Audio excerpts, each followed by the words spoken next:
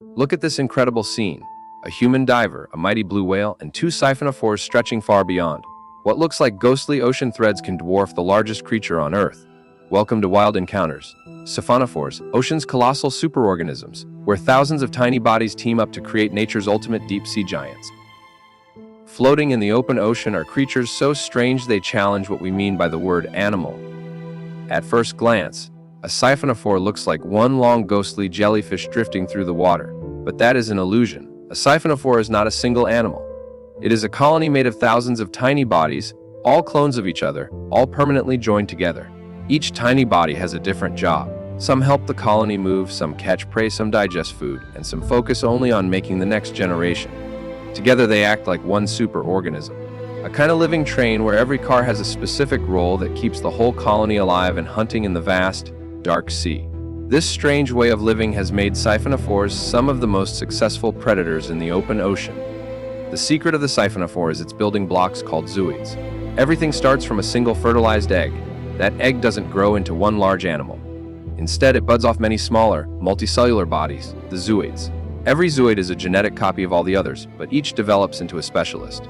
Some are built like tiny swimming bells, some like mouse with long tentacles, and some are dedicated entirely to reproduction.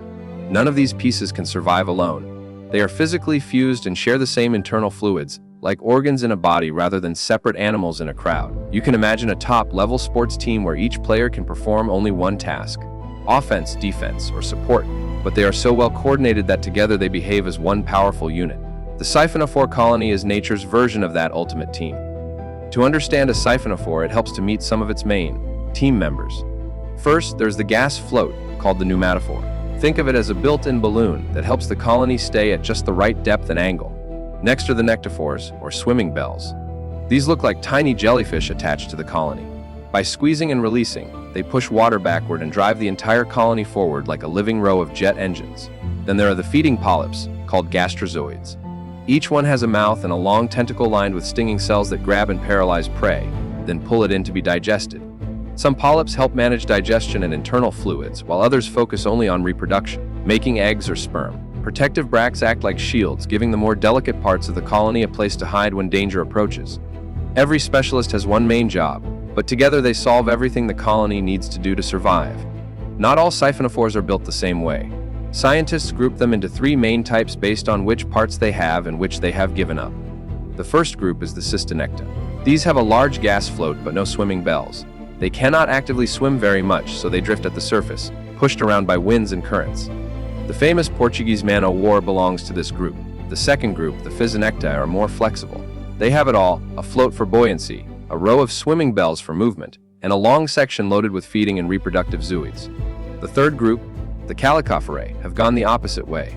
They have no gas float at all, but they do have powerful swimming bells and special leaf-like parts that help control their position in midwater. These body plans show different engineering solutions to the same challenge: how to live and hunt in the open ocean. The cysternectae can be thought of as the man-o'-war type. Their most famous member is the Portuguese man-o'-war, often seen at the ocean's surface with a bright blue or purple float like a small inflated sail. That float catches the wind and keeps the colony at the surface, while long tentacles hang down below. These tentacles can reach many meters in length and are covered in powerful stinging cells. Small fish and other animals that brush against them can be quickly paralyzed and reeled in toward the feeding parts of the colony. For humans, the sting can be extremely painful and sometimes dangerous. Even though it looks like one jellyfish, the man-o'-war is truly a floating army of specialists, working together as a drifting trap spread out beneath the waves. The physonectae are the classic swimming siphonophores, sometimes compared to a floating corncob or a glowing rope. They have both a float and a row of swimming bells, so they can control where they go much better than the drifters at the surface. Some, like Nanomia bijuga, can reach around 30 centimeters in length and are found from shallow waters down hundreds of meters. Others, such as giant species in the genus Apolemia, can form colonies that stretch for tens of meters. In some cases, parts of the colony coil into huge spirals as they feed, creating structures that may be among the longest animals ever recorded on Earth. Their tentacles are equipped with glowing lures and stinging cells, helping them attract and capture plankton and small fish in the deep, dim ocean. The colossal are sometimes called the rocket ship type. They have given up the gas float completely. Instead, they rely on strong swimming bells and other buoyant structures to keep them in the right part of the water column. Many of these colonies are more compact than the giant rope-like forms, but they are energetic and efficient swimmers. Their tentacles carry specialized stinging capsules that can act like tiny harpoons, helping them catch small crustaceans and other plankton.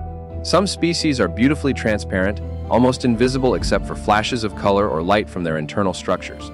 Although they may look delicate, they are finely tuned predators, perfectly adapted to life in the midwater blue desert, where food can be scarce and widely scattered.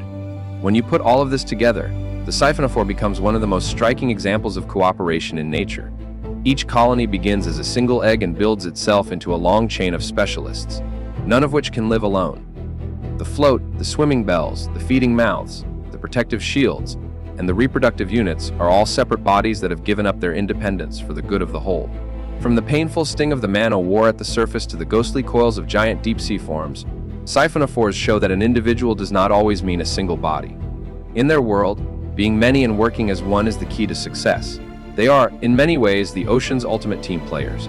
Beautiful, bizarre, and still full of mysteries waiting to be explored. Thanks for watching. Hit like and subscribe if you want to see more of my eclectic adventures, and don't forget to check out the recommended video.